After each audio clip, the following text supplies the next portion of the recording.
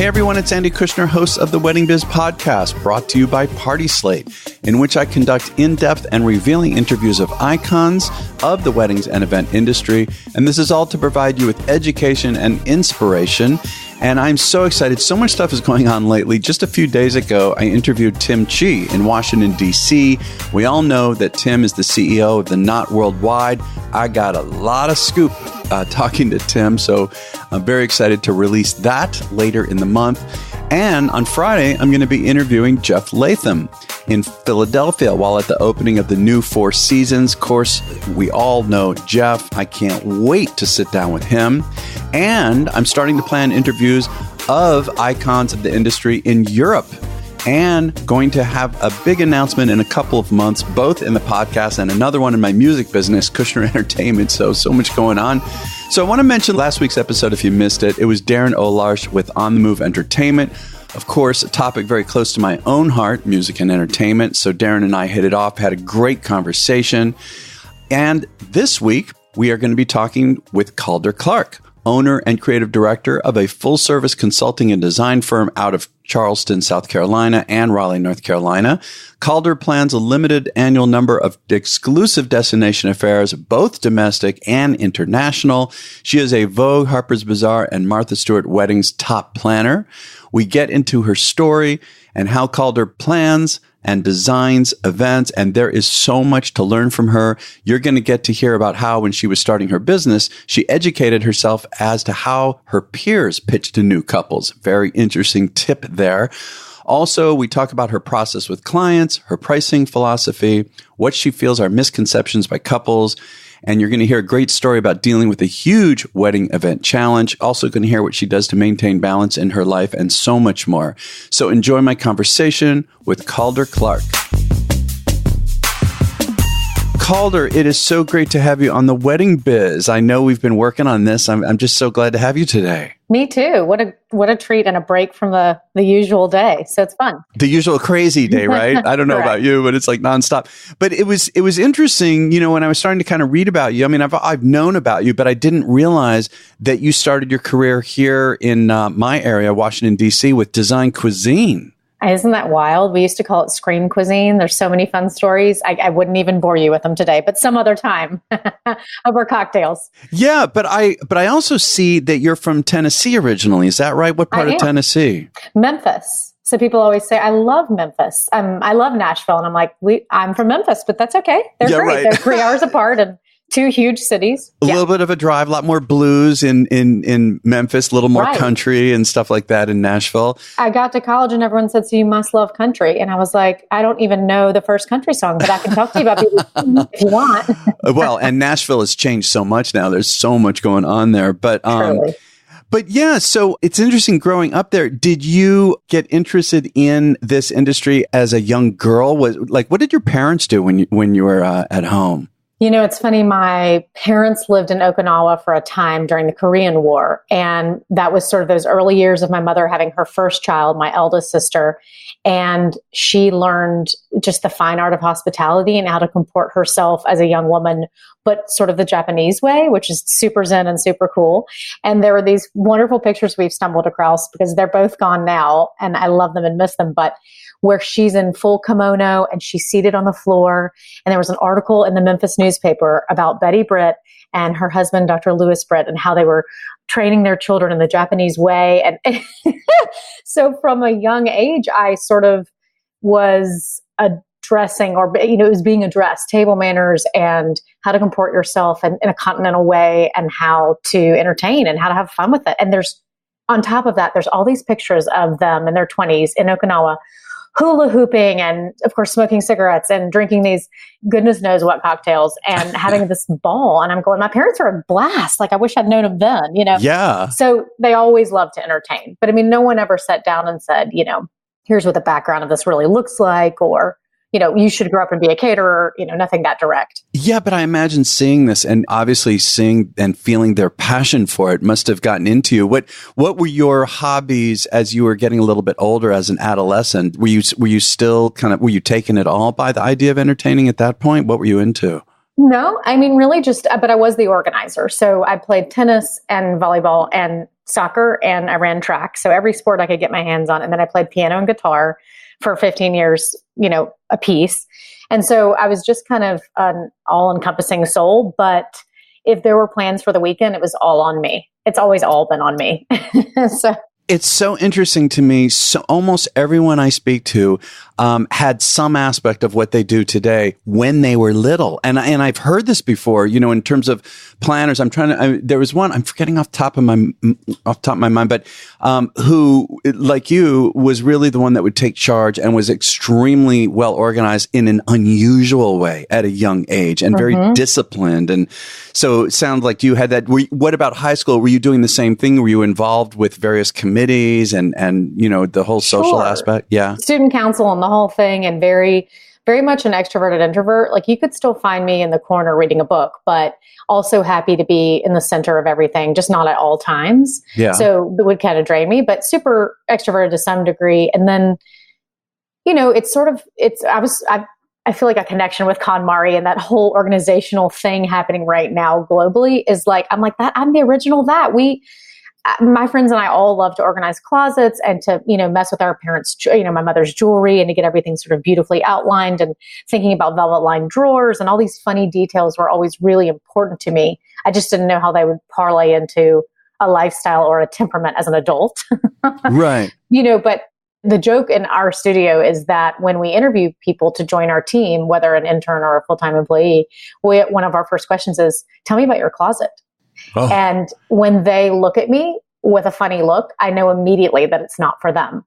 If they answer with any sort of fun, concept of, well, I have huggable hangers only in velvet or dye, no wire hangers, a reference to the funny, the movie, or if they say, oh, everything's color coordinated, of course, but I am still looking for the best shoe stuffers, then we die laughing, but also realize we're talking to the right person. So that is great. What a great technique. Yeah. Well, what about when you went to college? I know you went to Washington and Lee University. What did you major in? I was a politics major, which has come into play very well for what I do. I was going to say, you got to be quite diplomatic at times. Yes, I wish I'd been a psych major, but I can't go back. Well, you've probably got the equivalent of a master's with your experience now. But what did you do? What were you thinking you were going to do with that kind of a degree? I wanted to go to DC. I knew I did. I wanted to work on the Hill and get, hyper involved in foreign policy. I had a minor in French and studied abroad in France and was just sort of on this track. And, given the economy at the time when I was graduating, it was sort of one of those tricky years where jobs were just not aplenty. And I knew I was off the payroll, off the family dole, and needed a job yesterday. And on the last night of school, you go out and you stay out all night and you're saying goodbye to all your best friends and this, that, and the other. And this acquaintance of mine said, my sister's boyfriend's brother's cousin's best friend, right? Straight out of Ferris Bueller's Day Off, works at this place called Design Cuisine, and they're looking to hire someone. And I said, great. I didn't even know what it was. I said, great. You had no idea. No idea. And I drove down for an interview a day later and started work 4 days later. I didn't even take like a breath. And so in that wild, I'll say this, during college, again, rush chair, my sorority, always super involved in all the Greek life, but also had a lot of fun outside of it. I chaired the Fancy Dress Ball, which is a 275-year-old ball, because my university is the 6th oldest school in the country. And so the ball's they have been having it for a long, long time. And so they gave me $150,000 as an 18-year-old, which is hysterical when you think about it, and was really quite a lot 20 years ago and kind of fun for 600 guests to plan a ball, top to toe, all of it. Wait a minute. You were totally in charge of this? Totally in charge. Like, there wasn't even a faculty member or anyone from the Greek system who would help. It wasn't Greek. It was a school-wide ball. And it's black tie, and there's several events surrounding it and things leading up to it. And I mean, in hindsight, it's hysterical. I'm sure it's better governed now, but there had to be a theme. And so I chaired it every year. And that's why this friend said, you've got to go work here. This is the job for you. So whenever it's tough, I blame him. So you must have talked all about that during your interview? I guess so. That was the only thing I had to write on, is my organizational capabilities, my super thick skin, which would thicken extremely in the DC years. Oh, we could all use that. Yeah. Yeah, an armadillo, basically, and the ball that I chaired. So, isn't that wild? Well, so at Design Cuisine, what was your first position? It's funny. I went in to interview with a woman named Ricky Nichetta, who is currently the social secretary of the White House. And she's still a good friend, and she's a trip and very, very talented. And that was my guy friend's sister's best friend, hence the connection. Yeah. Well, I guess the interview went well. And she must have gone upstairs to the, offices and said something. And the owner of the company, Bill Homan, overheard her, came down and interviewed me and stole me away. So she was like, thanks a lot. So I went to work for Bill Homan straight away. And Bill, I don't know if you know much about him, but he's this character who reminds me of he was in Colin and Preston's day in the sense of really early years of formidable power in DC, just a talented, crazy, wonderful designer with a real beautiful sensibility and a deep, deep understanding of fine food and beverage. And he'd been trained at Hyatt's all over the world and spent a lot of time in Hong Kong and abroad. And just, he taught me everything I knew. So it was this perfect marriage of I was ready to work 15-hour days without question. And we had about 20 or 30 events a week. And he put me to work. And so we had a blast. I mean, we had our moments, but we had a blast. Well, and I read up that you were involved, or maybe you planned yourself, some really major events. I mean, the 2001 inaugural luncheon, Kennedy Center honors, Rockefeller Carnegie wedding. I mean, crazy. I was 22. I didn't even know what I was touching. That's big time. They had a custom dance floor, which you didn't really do at the time. It was hand painted. The chairs were hand painted. And I thought, this is really the basic. Whatever this is lovely. I wonder if this is how everyone does it. I would later find out it isn't. Yeah, right.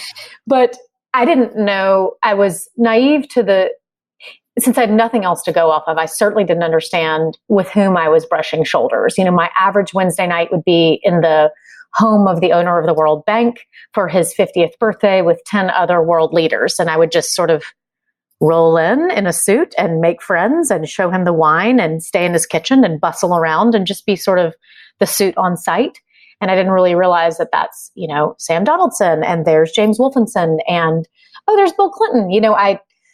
I did and I didn't. I was just sort of along for the ride and trying to keep my head above water. So that's incredible. Well, so how many years did you work there? So I was there for 5 years. And then I got really sick, which is my fault, not theirs. I always say DC didn't run me out. I ran myself out. I just, 100-hour work weeks and 6-inch heels with nothing really wholesome to eat. The wedding planner diet of whatever leftover hors d'oeuvres are in the back at 11 p.m. after your Corcoran Gallery of Art 700-person seated dinner is what you'll eat. So, of course, that was, elusive to me, trying to take care of myself. So I got really, really sick and had stomach problems and went home to Tennessee and had surgery. And my general surgeon said, look, I know you love your life and you've got a great one, but you'll be back here in a year if you don't figure it out. Like, this was long before people talked about self-care, and I think most people weren't really meditating at the time, other than people who always have. It just wasn't the buzz. But I listened to her. My father was a surgeon as well, and both kind of said, look, you're a grown woman and you have to figure this out. So I knew that was my time. It was just, I was a sales executive. I was making a great living. I was loving my job, a great relationship with a boy. I bought a house, the whole thing. But I could really see, I had the 30,000 foot view, and it was not pretty. So. Well, and here you are, in your mid-20s, this is happening to you? Yes. So a little young for all that. I was going to say, it seems kind of young to be affected that way. So what an incredible, huge warning you were given. How did you feel about that? That pain is a wonderful warning. And I felt gifted because I knew that, I don't know what I knew. I knew that I loved the city. I loved being in DC. I loved having a car as well. I wasn't going to keep pushing and head to New York or go abroad. I knew that this was sort of it for my tolerance level for that pace. And then I missed the South, and I had lived in Charleston one summer working before I went back to school, and thought, but that's really where my heart is. If I could wend my way back there, couldn't I readjust and get a better grip on how to take care of myself? So I really was kind of zen about it. I was on a clear liquids diet for 3 months, and that means the most you eat is a banana. My God. So it was a great diet. It was very thin, but I was basically a vegan. I mean, I was just sort of all cleaned out and felt much better and thought, you have a real choice. And then simultaneously, when people always say, when you know about love, And I knew I didn't know about the boy I'd been dating for 6 years. He's still a great friend. He was a great friend, but I thought, I don't really know if I see us being together for 80 years. This is kind of wild. So it's sort of this perfect timing to just say, you know what, I'm going to hang this whole thing up and kind of pivot, not start over, but just kind of pivot and see what comes of it. But pivot to what? I don't know. I mean, You didn't know at that time what you were going to do? I thought maybe hotels, because as I started to research moving back to the beach or moving to Charleston, I realized in this tiny town, it is food and beverage. It is a town of hospitality. It's an extremely hospitable city, but the biggest employers are either hospitals or hotels. And so I thought, well, I'll just march into the top hotel and tell them they need me. And I did. And they took me. I love that. And that was where? So that was Charleston Place, which was Orient Express at the time. It's now Belmond.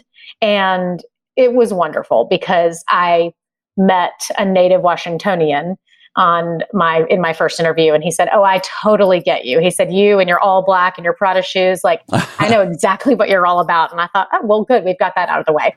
So I came storming down with this DC I'd lost my accent. I was sort of hard driving, and David Teich, my general manager at the time, sort of knew what to do with me. And, I think he could quickly see that I had the experience and the chops to be great in the position that they had open, which was off-property special events. So I didn't do anything in the hotel. Mm-hmm. Thank the Lord. I was able to sort of eschew the polyester skirting and the plastic clips. And so it was great. They basically had this sort of pooled group of salespeople where all we did was sell great experiences around the Charleston area for big, corporate entities who were coming in and said, I don't want 4 nights in your ballroom. And I didn't want to be in the ballroom.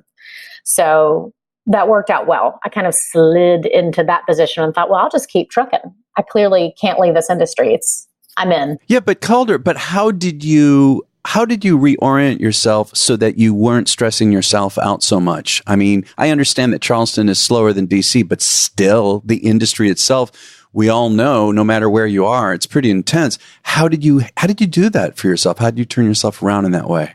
Well, I'm not sure I have. Okay, but well. I think I did to some degree. I came so open-hearted to Charleston, ready to be back in a soft place where people still open doors and say good morning and yes, ma'am, and thank you and all that. And it really was shocking how much I was joking to myself that was gone and that wouldn't still be like that down here, and or that people are just as friendly in DC, which to some degree they really are. But I came down and met a whole new group of friends, and we spent all these weekends on the beach, and I bought a home downtown, which is historic and I loved. And that really filled up my bucket of loving architecture and loving history and continuing to invest in real estate, which I'd done in DC. And so sort of empowering myself as a young woman and trying to find other ways to have, revenue streams and have a decent life. And so outside of just working in F&B. And so I don't know, I rode my bike to work and I ran every morning around Colonial Lake, this lake down here. And yeah, just a ton of running and a ton of biking and just sort of new friends and a whole new take. And I was able to kind of just turn it around. And I mean, I missed all my buddies in DC, and I still credit them I credit Design Cuisine with legitimately 75% of what I know. Those early formative years it's funny because I've met a lot of people along the way who say they've taught me everything I know, which is hysterical. The only person who ever really did was Bill Homan. So I miss it and I still have dreams about it. It's so funny, but I do feel like I escaped. And I think it was just a little sun, sand, vitamin D, kind of a new outlook. And then I met my husband. So that didn't hurt. Well, just to go back for a moment, it's interesting. You talked about creating multiple streams of revenue, buying into real estate and doing some other things. From what I understand, what I hear, so many of us in this industry are not prepared. Like when a recession hits, things slow down. And, because so many people I interview, I'll ask them how do they prepare? What do they do? And, if possible, of course, save money. It's so hard to do. And at a young age, here you are creating these multiple streams of revenue. How did you know to do that? And how did you figure out how to move forward to actually carry that out? That's a wonderful question that very few people ask me, especially all these young folks who get in front of us to learn more about the business or who come intern with us. Yes, because you got to hear about it early or you don't know. And you want to share it. No one taught me. I know. And the only real moment where I I mean, so my parents did say, it's time to buy a condo. I was 23 and I'd been living in an apartment for, a year and a half with a good friend from Washington and Lee. And I said, you're crazy. What do you mean? And they said, you need to buy a condo, look for one. We'll help you out with the down payment. Like, we'll give you half. We'll give you a couple $1,000s toward the down payment, but everything else is on you. And you need to go get a roommate to pay the quote unquote nut, and you cover the rest, and you'll be so grateful one day. And they weren't big real estate investors. But the funniest thing was they were right. I bought a condo for $168. I've covered the nut with a renter so that my quote unquote rent was very limited, and it happened to triple in price. Oh my God. So I sort of thought, well, that felt nice. So as a 26-year-old coming down to Charleston with equity, Charleston was in the same place, ready to be, things were still rent rolling. It was still a great time for real estate in Charleston as well. And so I bought again, and then we bought again and again and again. And then by the time I met my husband, we had 5 properties between the two of us. Not that that's like a world record, but for young folks, Who's the two of us? Who's the other person you're referring to? My husband. Oh, it was with him that you bought these properties. Okay. Not until we were married, but I mean, we were simultaneously buying things as young people. And then when we met, almost had this little portfolio, and he's in real estate. And we quickly realized we like this as a means to an end. We can understand this and have an eye for it and a sense of being able to take a home and make it better. We certainly weren't flippers, but we understood the idea of if it can rent roll and it makes sense and you make your money when you buy, not when you sell. We sort of were able to get our heads around some early investments in our 20s that set us up to buy other things for the businesses that we've built. So I did buy my building for this business 10 years ago, and that was a great get. Oh, that's brilliant. That's brilliant. Once you kind of see what it can net and you go, ooh, and then you reinvest that, we just sort of, I 1031 things back into other things, and then obviously having a portfolio. But it's funny. I listened to your interview with Brian Raffanelli, and he said something so great too about do go get your feet wet at a bigger firm. And so because I was coming from DC, from a bigger city, a bigger pool, a bigger firm who taught me what I needed to know about how to run my life and also how to sell, I then turned around and got professional sales skills at the hotel as well. The classic feel, felt, found, and the need behind the need, all of the wonderful kind of the PSS course that's very popular. So you're learning off the backs of way bigger outfits, and you're watching all those people run their finances if you're smart and you're listening and you're watching and you have your nose to the grindstone. And you also have a 401k. So, there's something to be said for starting out in a big place with a big outfit and building that 401k and that portfolio and then rolling that into your own IRA before you ever get going on your own. See, everybody these days wants to be on their own at 23. Right. And I still wouldn't suggest it. I would say what Brian said. I mean, go learn from someone else. And then when you really feel solid, then you can kind of see if you can sustain the idea of being paycheck to paycheck pipeline. Well, and it's interesting. I have a daughter now and, starting out a career, and, I've been encouraging her because, again, I just, no one told me this in the beginning. I didn't even know there was such a thing as a 401 and IRA, and until a friend of mine mentioned it. I was at IBM, and, by the time she mentioned it, I'd been there for 6 years, and I didn't realize IBM even matched a certain amount of what you put in a lot. Yes. I had missed out some. So I'm telling my daughter, and those of you out here listening, I'd say absolutely and even if you, I always felt that, and I tell my daughter, even if you don't feel you can afford, some good amount of money, some percentage, put in something and start the habit of having it automatically withdrawn from your account every month. And then later when you can raise it, but it's a habit to get started at an early age. Don't you think? No question. These younger girls and sometimes men, but young men and women whom we mentor who come to me with financial troubles and they've kind of just gotten started, I always say, when you get that first consulting check, you need to take 40% and put it in a long-term money market or in some sort of investment. You need to have a savings ready to pay your quarterly taxes. Yes, what do you mean quarterly? Yes, you need to pay quarterly. Don't you know you get Oh God, that's right. Pay it in the moment. Yeah. Yes. I mean, so absolutely. It's if you don't have an employer taking it for you, then who's going to take it out? You're going to get to tax time and have nothing. And so I do think that's sort of the easy way is just to literally cut every check you get in half. I mean, that's sort of a perfunctory way that I've always done it, and it seems to work. That's a good amount. Well, coming back to your trajectory here, how long was it after being at Charles Place that you then launched your business? How many years were you at Charleston Place? I was at Charleston Place for 3, and then I got married, and we'd been married a few months, and my husband said, you're really hitting a glass ceiling. Do you want to wake up on a Sunday morning and drive downtown and load 15 people out on a bus to a plantation? Is that filling up your bucket? And I was salaried. So of course, all this additional event pay didn't exist in this world like it did in DC. There was no way to compound what you make other than investments entirely outside of your, employer. And I thought, you're right. This is as good as it's probably ever going to get in this outfit, because hotels can be extremely bureaucratic, and although sometimes great places to be, I just was really feeling the burn of, so this is it, huh? After 3 years, I've barely been able to grow my salary and my commissionable structure, and I'm selling the schnoz out of everything I touch, and I'm not really seeing that ever come back to me. And it was fun. It was a lot of fun. I mean, the environment was great, and I loved the people I was working with. We all still talk, but I thought there's got to be something else.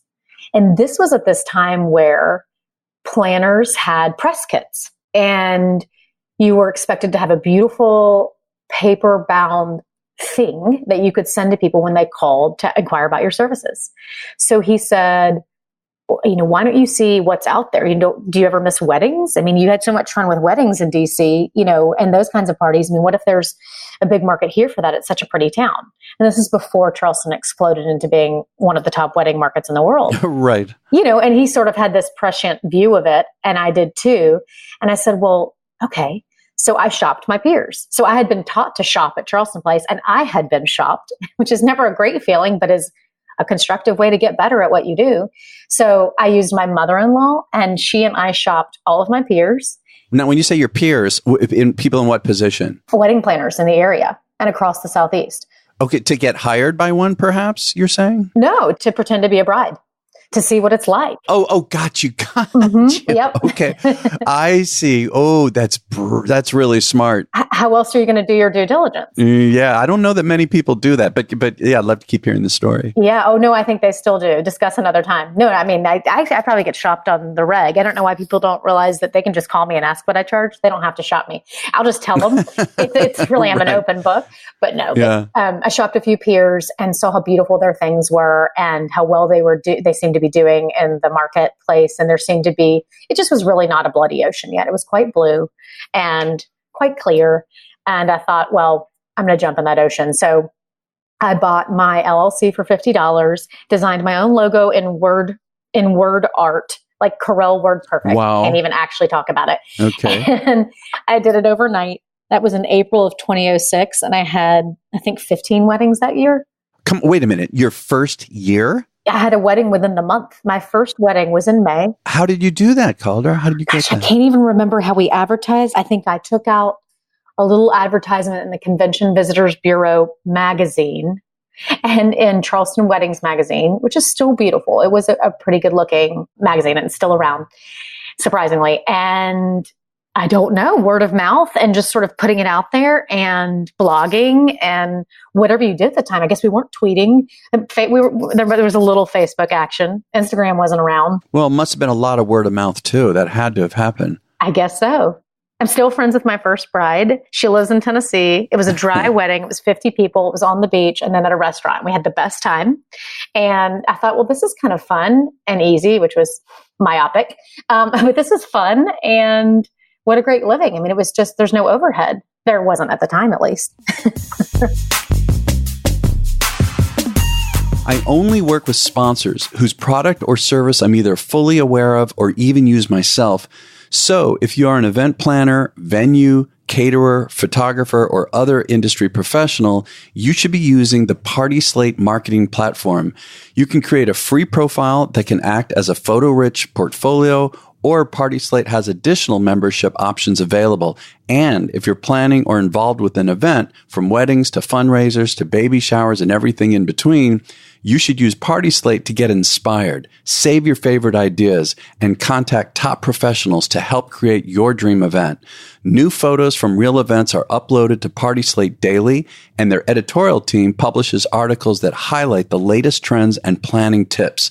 Visit partyslate.com to get started. Again, that's partyslate.com. I read, I don't know if it was on your website or somewhere, but I love this phrase, the way I believe you describe what you do, that it's a modern spin on classic Southern entertaining. Mm-hmm. Can you tell me more about that? Sure. I mean, I think that in certain small Southern cities, weddings still look a certain way. And the kind of people calling me are looking for a spin on that. They're not looking for what they had or what their mothers had. The mothers calling me and the daughters calling me are looking for something a little more thoughtful and inventive and clever and well designed. It's a lot closer, I think, to interior design than to parties or anything super bridal with a B. They want their wedding to be a reflection of how they entertain in their home in their respective cities. And the folks calling me aren't always from the South. It's people want a version of what they think the South is, and I'm happy to give that to them. So my clients are from New York, San Francisco, LA, and maybe some Atlanta and Charlotte folks sprinkled in there, or people who have homes down here and that kind of thing. So they want the best take on the South. They don't really want okra. They don't really want anything to be like drippy. They don't ask for magnolias because they can't have them anyway. And they just want it to be the sensibility of the South. Yes, I was going to say the sensibility. Mm-hmm.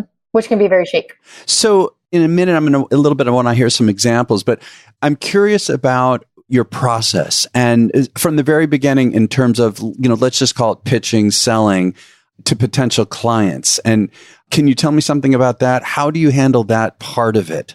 Yes. I mean, I think we've hopefully refined it and polished it over the years into a place that it's just pretty rote by now. We have all these little aphorisms and maxims that we share in order to, and in hopes of helping people understand what they're buying. I think very few people get to us having ever had a wedding designer in their life. And that's hard. So I'm up against giving them a massive education without making their ears bleed and sharing enough in those initial meetings and calls that they feel guided and understood and heard, but that they also know what they're biting off. And so we're very much interviewing them as much as they're interviewing us. And I want to hear about what makes them tick and what they enjoy. And it's not about us. I don't want to redo my wedding. I've already had my wedding. I'm happily married. And you wouldn't want what I did 14 years ago. I want it to look like them. And so we share a lot of that, just the emotional background and backdrop to what we want to get out of this for them and we ask them what they want too. But I do think my favorite metaphor really is just building a home, because our clients do get to us having renovated, bought, sold, and built many a home. And even the young women, even the brides, have maybe touched a kitchen or have bought their first home or have bought their first apartment or have at least decorated a space. And so I'll say, remember when you hired a general contractor and an architect and a landscape architect and you had an interior designer and you listened to this team build a vision for you? That's what we're doing for you. It's just like that. I don't care if you buy Calcutta or Carrara. And by the way, I'm going to show you Calcutta, Quartzite, and Carrara. But I'm not going to show you, a granite that I don't love. And I'm not going to show you, anything that doesn't fall into our aesthetic and the aesthetic that you've mentioned loving. And so we're editors and we're refining everything down to a level of detail that is expert and beautiful and soft and meant to be, meant to look like you. And so I do think that early phase, I usually get them on the phone. We rarely get to meet in person, sadly. My clients don't live here and my weddings aren't really here much anymore. And so it's really just like this call. It's just a fun getting to know you. And I say, listen, who do you want to talk to for a year? That's a good question. Really just like, from whom do you want to hear? Because if this call wasn't fun to you, the engagement should be a joy. Why does the engagement have to be stressful and the wedding be perfect and the marriage be perfect? How about all three can be fun and lighthearted and lively if we can all take ourselves less seriously? Yeah, and I love earlier how you were talking about the analogy for them, given how they're buying and decorating homes, and how you put it in those terms so that they could really understand what you have to offer. Because I think that's where sometimes we're not able to really get our perspective across well enough, and what a great way for them to absorb it. I think it works, and I do think the biggest challenge is this is such an unregulated industry with very little possible education leading up to it, a low barrier to entry. Mm-hmm. and that's fine. But what that means is we all do things so differently. It's hard not to toot your own horn, but to also share what you think sets you apart. And it's, as a woman and as a Southerner, I'm expected, not to talk about money, which has to happen. I'm expected not really to make overtures about our background and our expertise. But if I don't share that, then they'll go book someone else who seemingly has more or seemingly does things, a better way. So one thing that I think is tough is I am a designer. I don't delegate that. There's nothing wrong with delegating that, but that's just not how we do. And so I'm struggling always to say, I don't think you understand that when you see imagery from our weddings, it's because we concepted that, drove that, designed that, drew it, rendered it. This isn't because we turned to a florist and said, what are you thinking? What's your vibe lately? What do you want to do for this client? It's not like that for us. And that is worth something. So showing value is just the hardest thing. It's so hard. Well, and how can you say something about your pricing philosophy, how you do handle that? I'm blessed because I have always been percentage based. What happened in DC was that we marked everything up as the same at hotels. So everything was sort of a keystone markup. And so when you called me in Washington, I'm still your wedding designer and planner. But since I was also the caterer, and by the way, the sister company was a rental company, DC Rental. Convenient, yeah. Yeah, I personally wasn't seeing those revenue streams, but the company certainly was. So everything I touched was marked up a minimum 25%, if not way more, and then built out into this, bit. And I would then do your wedding, and I touched everything, and there really wasn't another me involved. Whereas down here in the Southeast and regionally throughout the Southeast and really kind of the Northeast too, outside of DC, you have a planner who's not in bed with a caterer. And so I'm just really fortunate that this whole market was already heading for percentage based when I jumped in. There are still some folks who flat fee, which is an extraordinarily scary way to make a living. I don't even know how you do it unless you know exactly how many hours you spend on each wedding, which of course varies widely, or unless you have like a billing software like a lawyer does and really drill down on it. And if you did, you would charge way more than I do. You would have to come up with an exorbitant flat fee to make a living. So I think a lot of people get into hot water because of that. And those who I think saw the light, we've all been percentage based for decades. So I take whatever I touch for the wedding, I take a percentage of, just like a general contractor. So, and you want me to, because that's my handling of it. So from beauty to cake to catering to design to decor to entertainment, florals, lighting, sound, transportation, tenting, venue, you want me to negotiate those contracts, to be the one, I don't sign them, but to be the one managing them and making sure that all those relationships are rock solid by the time your wedding rolls around. And like you say, it's the items that you touch. It's what you touch, the services and products that you touch. So what are some of the ones that would not therefore be charged percentage? There's quite a bit. So everything from the gown to the trousseau to the shoes to the jewels to bridesmaids' luncheons, unless we're doing it, gifting for the groomsmen and the bridesmaids, all the things. I think there's so much retail involved in what brides are spending these days that we're happy to be a resource on, which means we effectively work and speak for free when we talk about those things, which I'm totally fine to do. But we don't touch those unless we're asked to. So if you want to fly me to New York to be at your gown fitting, I would love to be there, and I'm often flown to do so.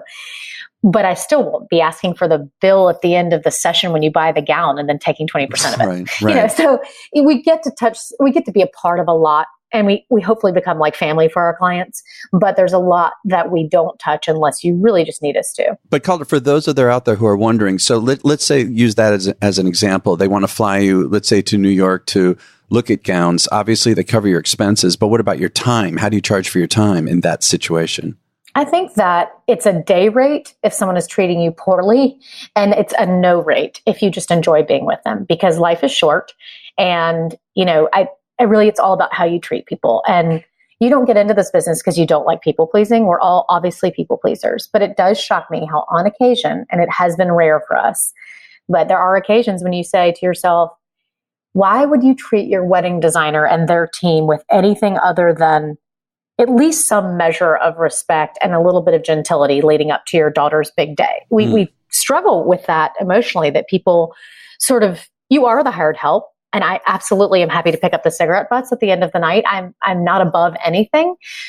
But the nicer you treat me, the better I'm going to take care of your daughter on the wedding day. Sure. It does blow your mind, I think, sometimes how out of whack people can get. So I think that's the beauty of this business is it's at your leisure. You can choose to bill people when you feel that they're abusing you, or you can choose not to bill them if you feel that they're truly trying to build a bridge and just have a great relationship with you.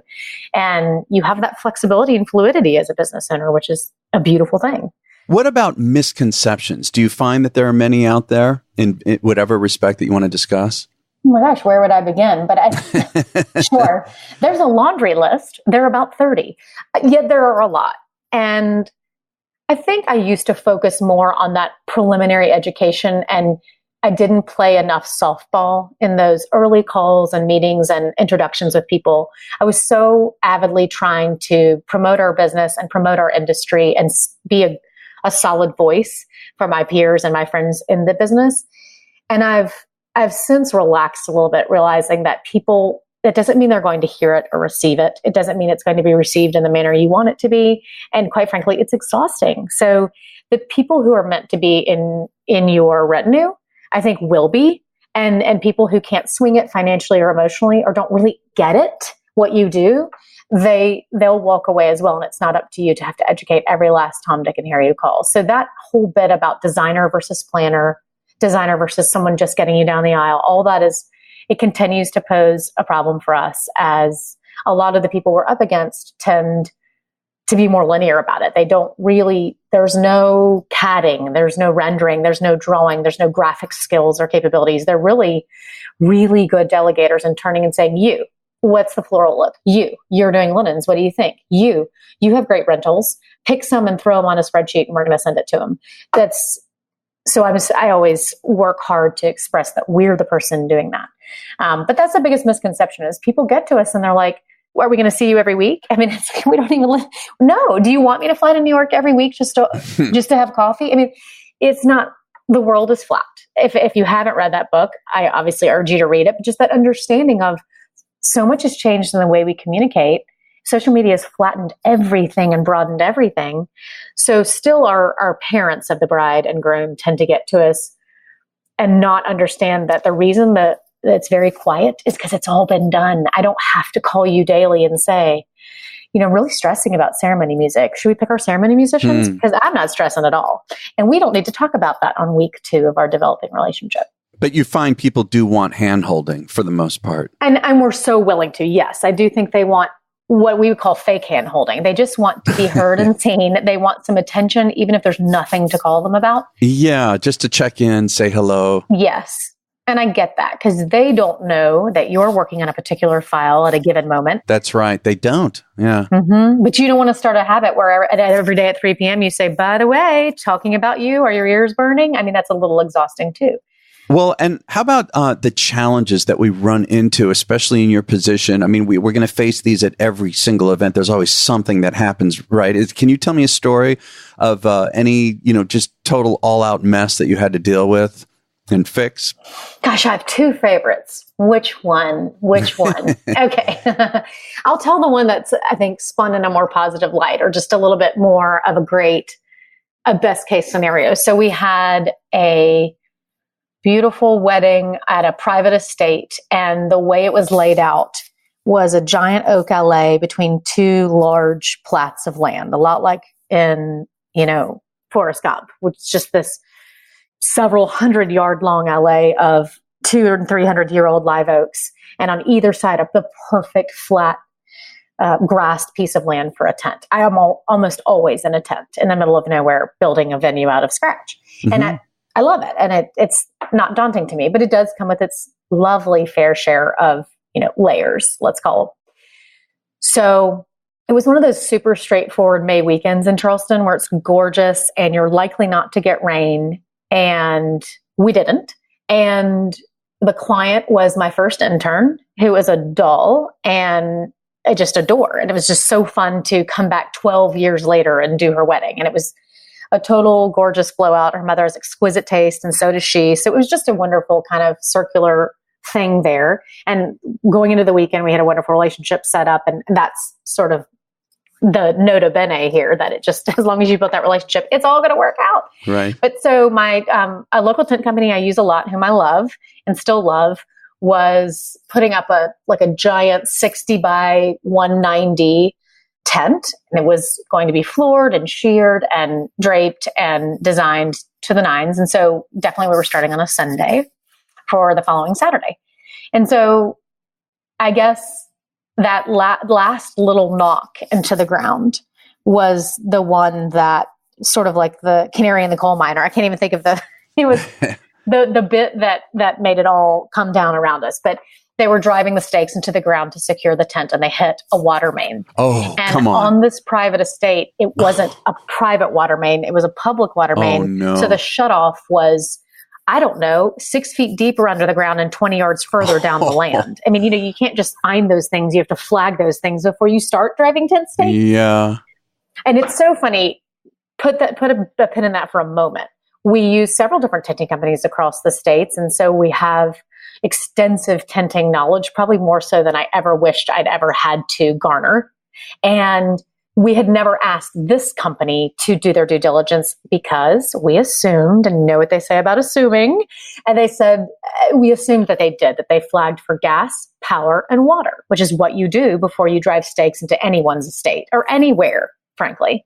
But they didn't, and they don't. And so they hadn't. And so what he did was when he drove that stake in, it burst a water main, cutting off water to the entire neighborhood surrounding the private estate, as well as to the estate. Yeah. Then it made an elephant-sized hole in the ground. I would say 15 feet wide by 15 feet deep, probably 10 feet. Yeah, 15 wide by 15 deep. Oh my God. Deep into the ground, high, however you want to call it. A sinkhole that was going to eventually fall pretty much in the middle of where the tent would go. And you just start with that whole thing of, this is a Sunday morning, so much for a peaceful start to the day, or how about a day off? And it's like, where do we even go with this? So the super easy solution was to move into the other field, which changed everything. It changed the lighting, the trees, the backdrop. Oh my God, Calder, at the last minute, you had to do that. Well, we're so lucky that we had another field on a property. It should have ruined the wedding. But you know what? To be honest, too, I think this was a little closer into Saturday. Like, this is like Thursday morning that this actually happened. Because I remember thinking, if we don't make this decision now, we won't get it up in time and everything goes to hell in a handbasket. So, I called my client. I said, I know y'all are starting to entertain folks. I know you're in town. You're getting your spray tan and your nails done and you're having a blast. I really hate to ask you, but I can't make this decision without getting making sure you approve. And we're going to move it to a totally different field, not the one you picked, but there's still magnolias and they're all in bloom. Your ceremony spot is still completely intact. No one will see the elephant-sized hole because it's in the ground, and we'll make sure that part of the field is not lit and that no one falls into it. But basically, we've ruined your event site. So, but the power of relationships, and of course, the tenting company paid the owner of the estate, and my client happily said, "I called her. I don't care. Go do what you have to do. Go," which is always what we want to hear. And it was a total smashing success, and they're still really good friends. But you just kind of go, wow, that one little thing, flagging for power, water, and gas. Right. One tiny thing after all this planning. Yeah. Well, that's how we find out everything, isn't it, over the years? Everything. Do you think I've ever not flagged again? I mean, never again. So that was 7 years ago. I still flag, even though you don't even need to. Oh, yeah. After that, I understand. Well, also, before we wrap up, I'd love to also hear about balance. And what I mean by that is, you mentioned earlier what happened with stress, how it affected you years ago. And now here you are, you're married. You also have don't you have two young kids? I do. 8 and 10, boy and a girl. 8 and 10. Wow. So so you've been building this incredible business while, in their very young years. How do you handle that, the balance between your personal life and business life? Do you have any tips for doing so? I have lots. And a lot of people call me about just that, not thinking that I must have it all figured out, but wondering if I've figured anything out. Well, and I'm so happy to share. I mean, I think that it's very de rigueur to do a number of things. Get your daily exercise, eat clean, have your personal development time. Take care of yourself first. Yeah. Yeah. You really can't love anybody else until you love yourself first. And our industry is so bad about that. Yep. We tend to go big, go home, you stay out late. Everything is to excess, from the way we do our parties to the way we comport ourselves. We have a lot of fun. We're obviously fun seekers, and so some of that is certainly important, like the spiritual aspect, any devotion with whomever you think is your God, if you think there is one, just any spiritual time to just shut it off and be quiet is so important. And even if it's just a personal development time of like an hour a week. But this is what I do. So I love the book Deep Work by Cal Newport.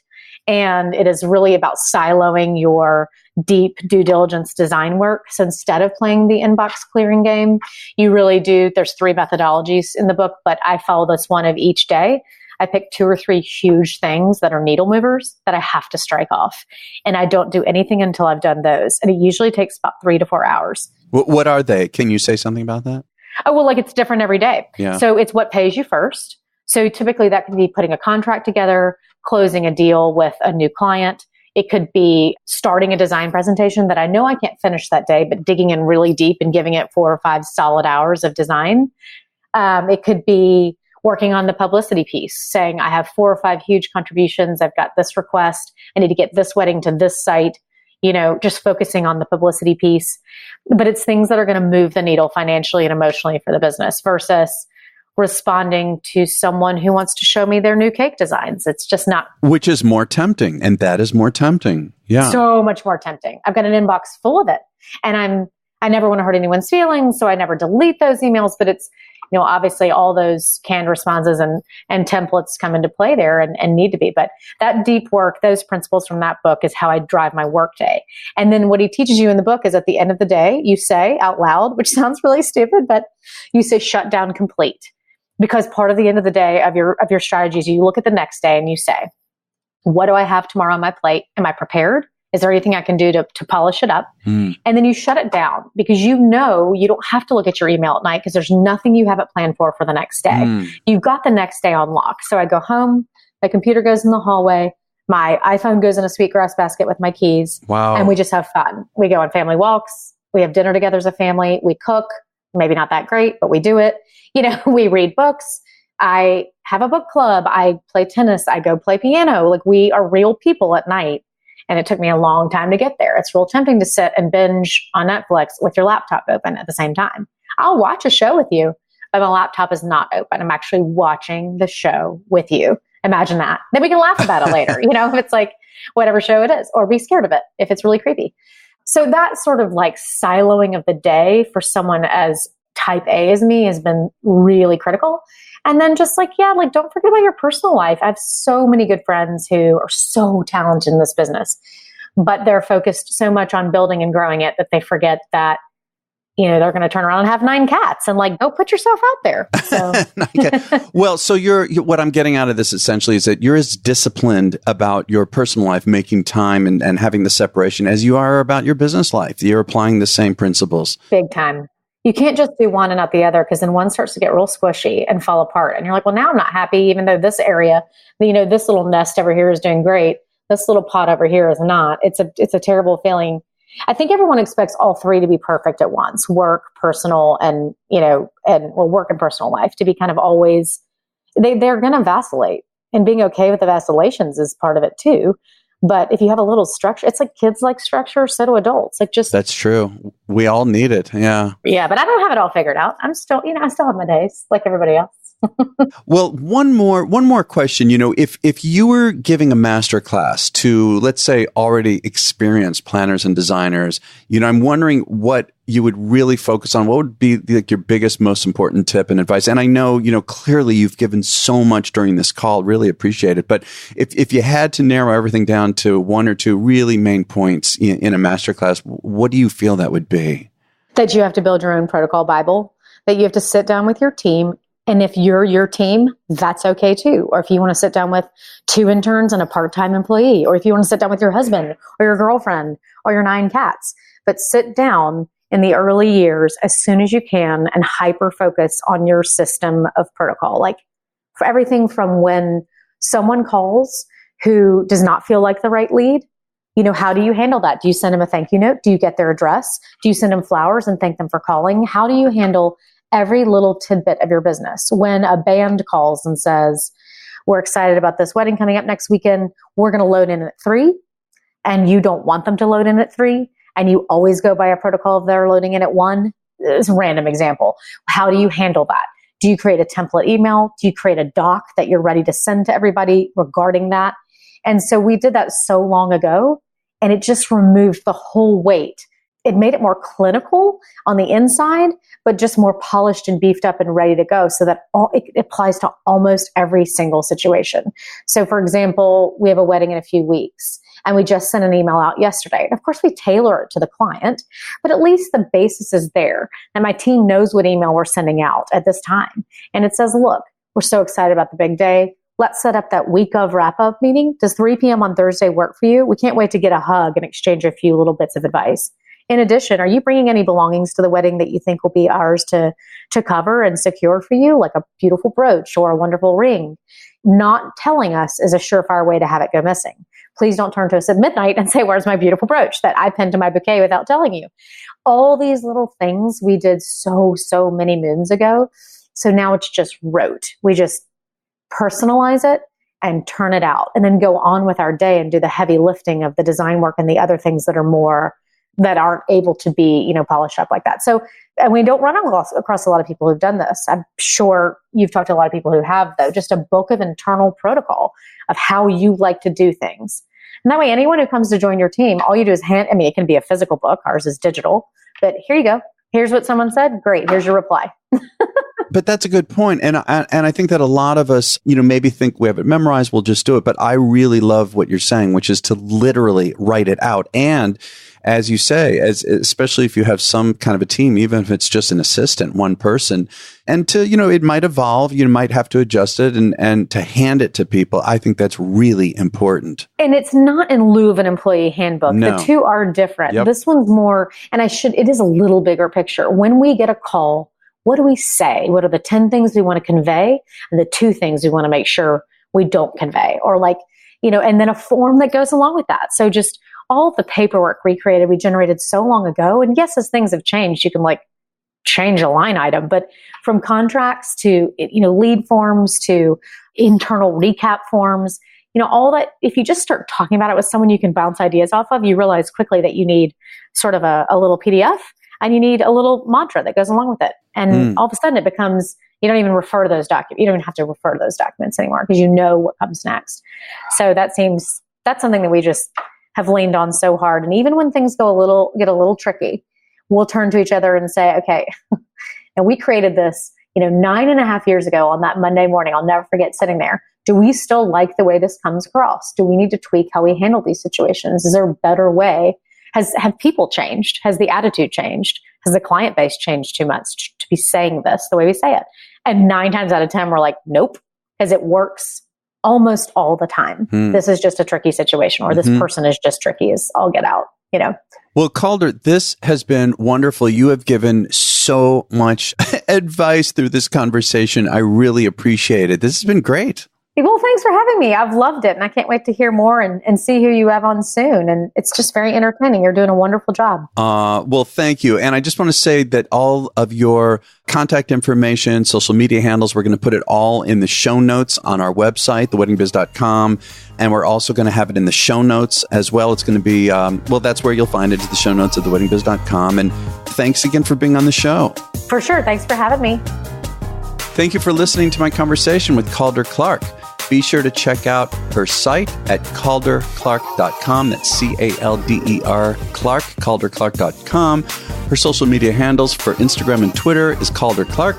And on Facebook, Calder B. Clark. Of course, all of this is in the show notes at theweddingbiz.com. And if you enjoyed this, which I know you had to, please share it. It really helps us if you could rate and review us wherever you get your podcast from, and to share it with your friends and colleagues so that more people can find us. And don't forget to listen to our follow-on segment with each interview, The Next Level, coming out on Wednesday, in which I have a guest co-host. And together we tease out some of the highlights and help to break them down and deliver them as specific tactics and tips for you to raise your own business to the next level. And I'm so excited to say that this week's guest co-host is going to be Julie Novak, founder of Party Slate. Also want to mention that the next release is going to be Tim Chi, of the Knot Worldwide CEO. Very, very exciting conversation. And again, be sure to subscribe and follow us at The Wedding Biz. Follow us at The Wedding Biz on Instagram particularly, and we will catch you all next week.